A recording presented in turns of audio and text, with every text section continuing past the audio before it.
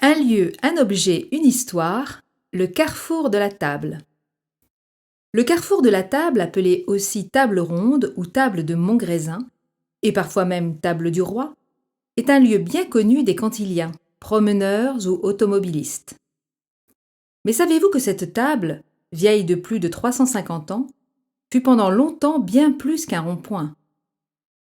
En 1661, le Grand Condé appelle à son service André le Nôtre pour transformer la vallée de la Nonette en grand jardin à la française.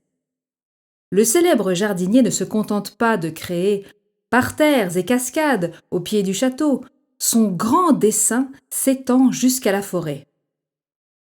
Pour faciliter les chasses à courre, tant prisées par le prince, il entreprend en 1669 la création de 12 routes de 30 pieds de large, soit un peu moins de 10 mètres, qui se rejoignent en un grand carrefour dégagé. Le prince marque ainsi son pouvoir et son emprise sur une nature domestiquée. Mais pourquoi placer une table en pierre au centre de ce carrefour?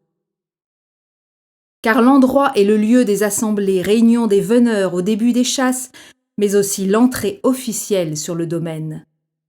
C'est là que le Grand Condé accueille le roi Louis XIV en 1671 avant de le conduire au château. On dresse alors une grande tente au-dessus de la table, on apporte fauteuils, vaisselle et mobilier précieux, on y dépose les mets les plus savoureux, des boissons rafraîchissantes. Des musiciens complètent cette mise en scène. On sait recevoir. D'autres tables furent ensuite placées en forêt, comme celle d'Apremont ou du Petit Couvert. Mais ça, c'est une autre histoire. À bientôt!